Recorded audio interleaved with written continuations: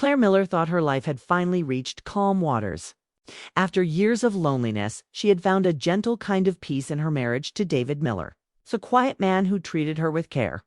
Their home by the lake in Oregon was the picture of serenity, wide windows opening to the misty water, pine trees framing the backyard, and silence that felt almost sacred. Claire liked that silence.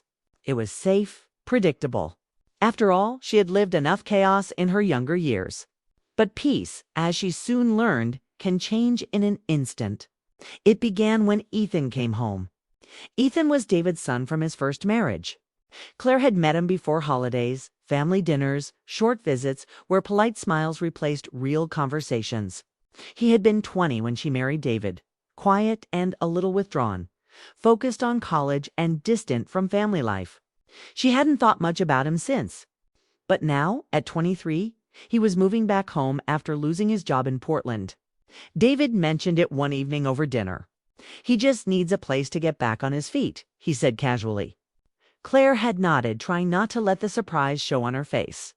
When Ethan arrived 2 days later, the house changed. She heard his car before she saw him, the gravel crunching under tires, the slam of a car door. When he stepped inside, suitcase in hand, Claire noticed how much he'd changed.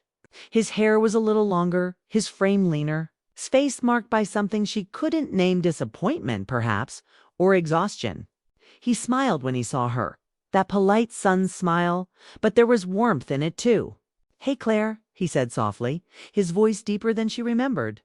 "Thanks for letting me stay for a while." "Course," she replied, returning the smile. "It's your home too." David welcomed his son with a few strong pats on the back and quickly began talking about practical things, job searches, routines, responsibilities. But Claire barely heard them.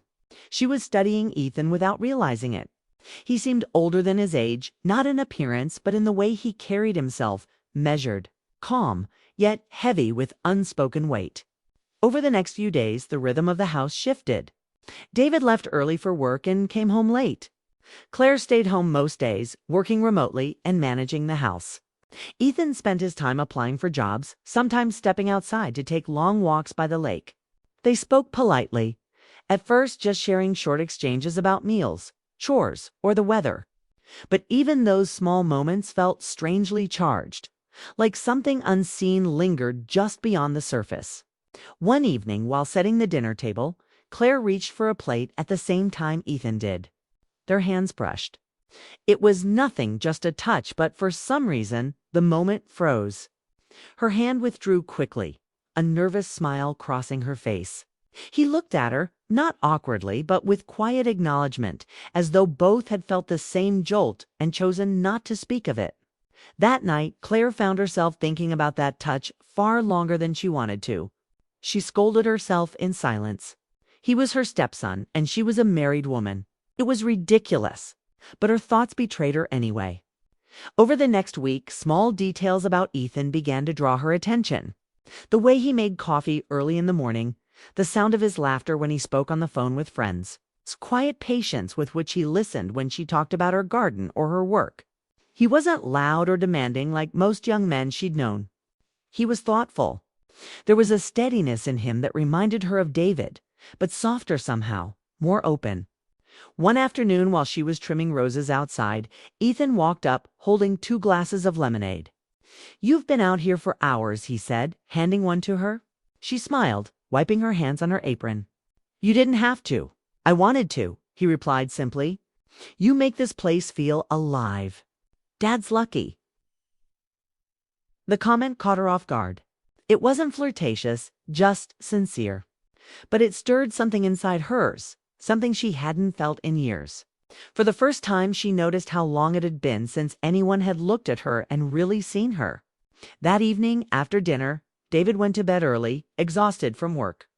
Claire stayed up to clean the kitchen. Ethan offered to help. They worked quietly, side by side, passing plates, wiping counters, the silence between them strangely comfortable. When she turned to put a dish away, she caught him watching her. He smiled faintly, not shy, not bold, just aware. She smiled back before turning away quickly, pretending to busy herself.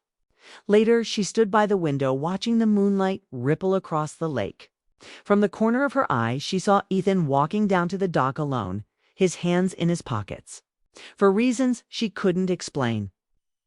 Her heart ached for him, this young man carrying invisible burdens, this stranger who suddenly felt so close. That night, as she lay beside David, listening to his even breathing, Claire couldn't sleep. Thoughts swirled, confusing and unwanted. She wasn't in love, she told herself. It was just empathy, a kind of maternal protectiveness. But deep down, she knew it wasn't that simple. It wasn't love either.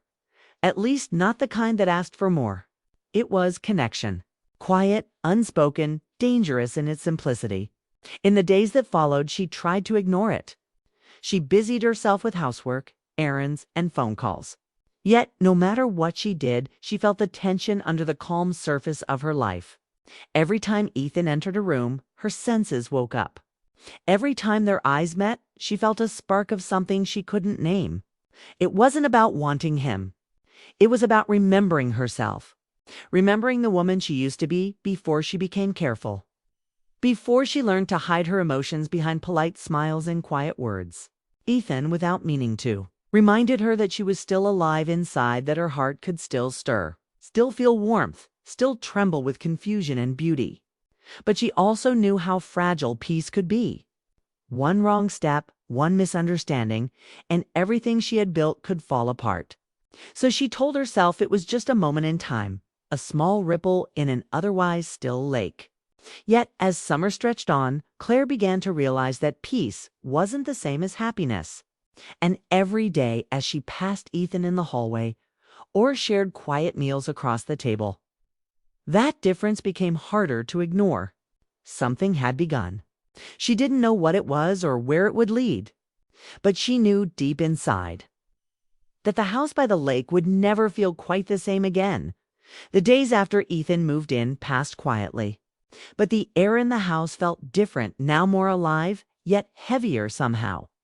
David was often gone for work, leaving the home still and echoing with its own emptiness. Claire tried to stay busy with her daily routines, watering plants, doing laundry, organizing her small art corner. But she couldn't ignore the presence that lingered in every room. Ethan Dot, he wasn't a noisy presence. He moved gently, spoke softly, and carried himself with a calm that made her uneasy in ways she didn't understand. Every morning he sat by the kitchen counter with his laptop, scrolling through job listings while sipping coffee. Sometimes he'd glance at her and smile politely, and she'd feel that same flicker she had tried to push away since his first night home. One afternoon, she noticed him sitting on the back porch, staring at the lake. The sun was falling low, painting everything gold. She hesitated at the door before stepping out. "You're quiet today," she said, trying to sound casual. He smiled faintly. "Just thinking about how things turned out. I thought I'd have life figured out by now." Claire leaned against the railing beside him. "No one really does," she replied softly. "We just pretend to." He laughed a low, tired sound. "You sound like you've been there." "Ha," she admitted, eyes still on the lake. "I thought marriage would fix everything." "It didn't. It just made me realize peace and happiness aren't the same thing." Ethan turned his head slightly, studying her face. "You don't seem unhappy," he said. "I'm not," she answered quickly, then paused. Just ... settled. That word hung in the air between them. Settled. It sounded safe, but it also sounded like giving up. Ethan didn't respond, and neither did she.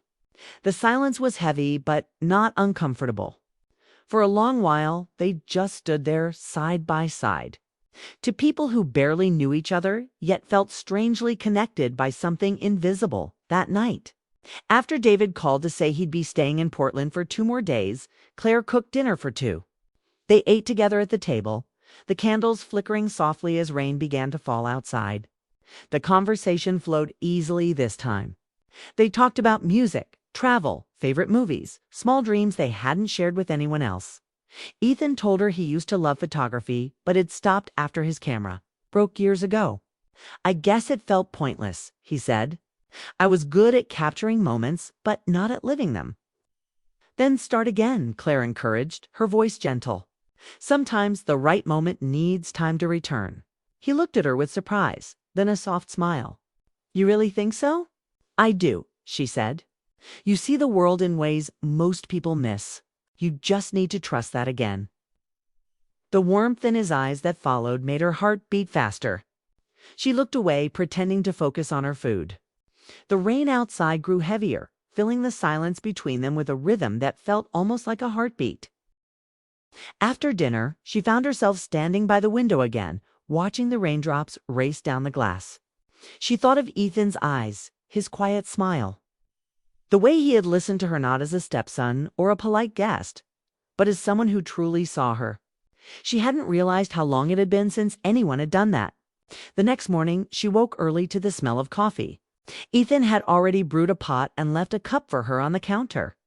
There was a note beside it. Good luck with your meeting today. You'll do great. She stared at the note longer than she should have, smiling before tucking it into her notebook.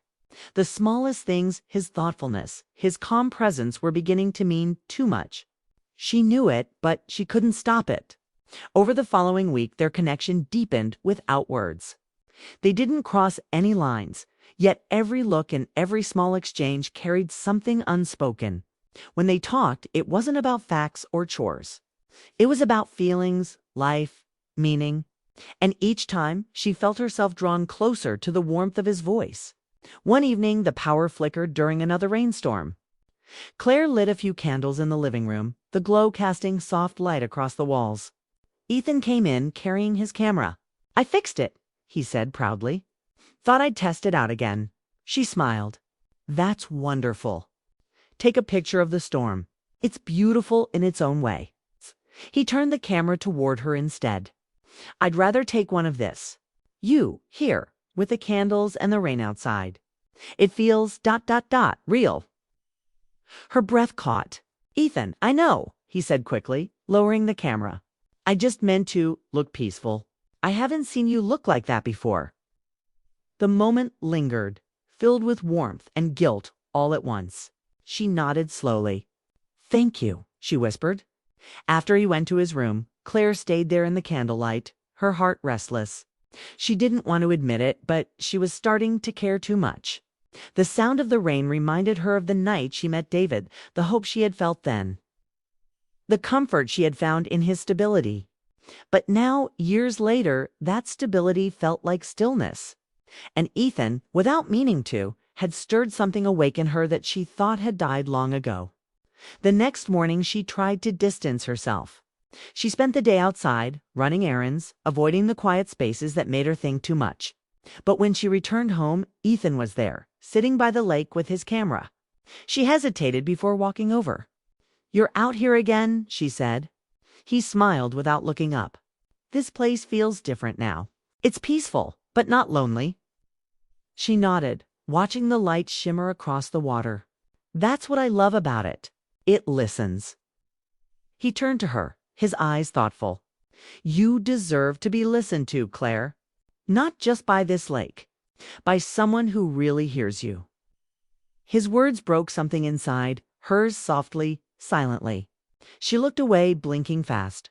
You should focus on your new start, Ethan, she said, her voice trembling slightly. You're young. You have time to find everything you're looking for. He smiled sadly. Maybe, but not everything you find is meant to stay.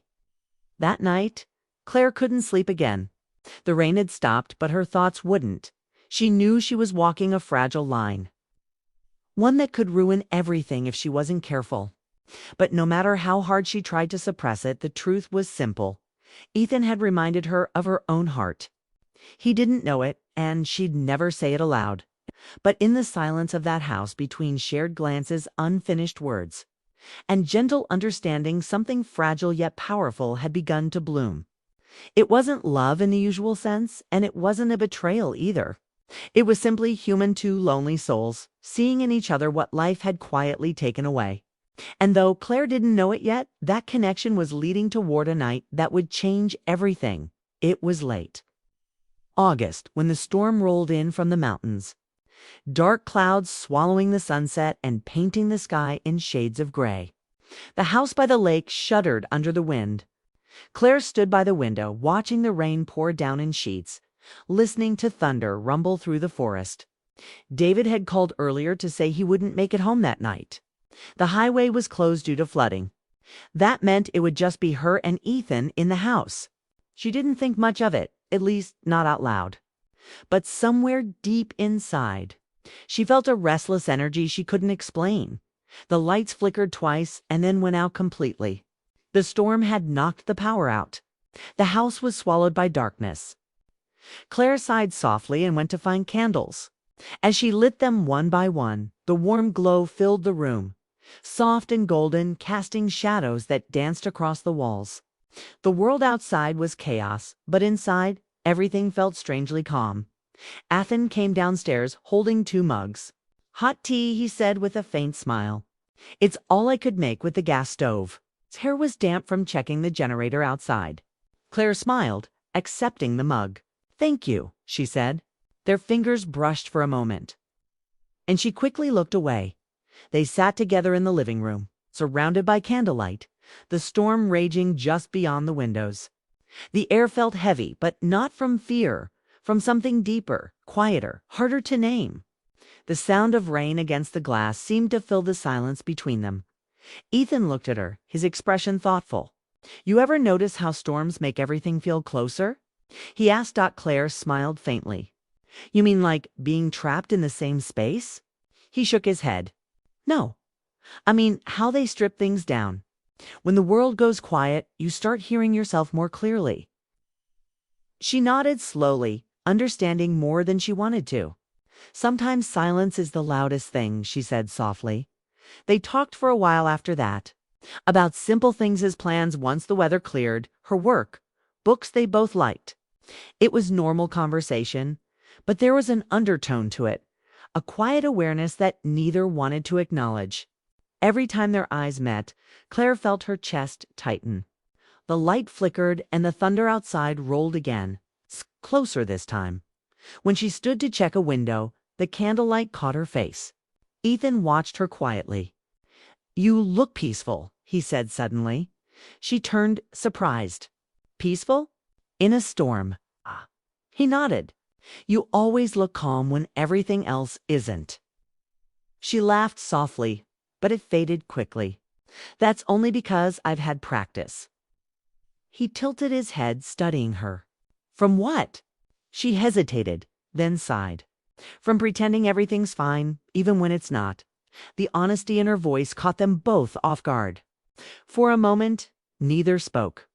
The room felt smaller, the air thicker. Claire could hear her heartbeat, feel the warmth from the candles brush against her skin. Ethan placed his mug down and leaned forward slightly. "You don't have to pretend with me," he said quietly. Her breath caught. She turned away, trying to steady her voice. "Ethan, you shouldn't say things like that." "I'm not saying anything wrong," he said gently. "I just mean, you don't always have to carry everything alone." She sat back down, her hands trembling slightly. "You're kind," she said finally. "But some things are better left unsaid." He nodded slowly. "Maybe, but silence doesn't erase truth, does it?" That sentence hung in the air like the echo of thunder. Claire didn't answer. She couldn't. They sat quietly after that, listening to the storm beat against the glass. The rain seemed endless, the world outside lost in darkness. Then, as another flash of lightning lit the room, Claire saw her reflection in the window, her face soft, eyes full of emotion she hadn't allowed herself to feel in years.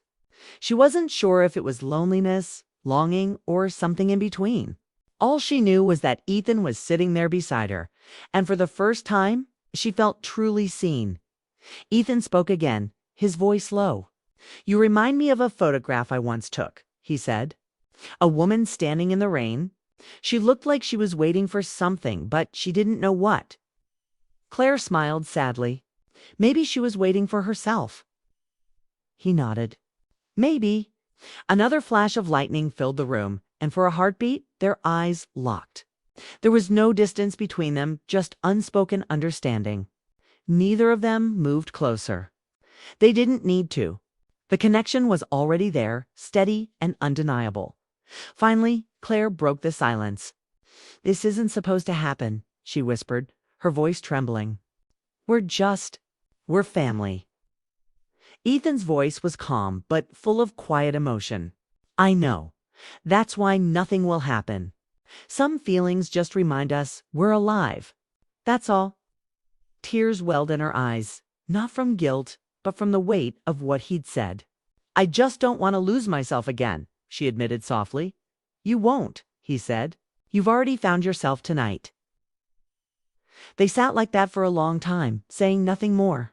The storm outside began to fade, the thunder growing distant. The candles burned low, their light gentle and warm. There was no scandal, no secret act, only silence and understanding. A connection that lived entirely in emotion, not touch. When the rain finally slowed, Claire stood and looked toward the window. "It's over," she whispered. Ethan joined her. The lake shimmered faintly under the soft glow of the remaining candles. The world seemed washed clean, peaceful again.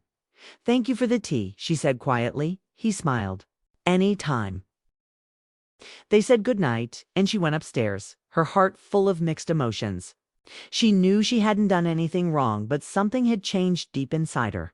The boundaries were still there, untouched, but her heart had crossed a line she couldn't ignore. That night, as she lay in bed, she thought about his words. "Some feelings just remind us we're alive." She turned to look at the empty space beside her where David usually slept.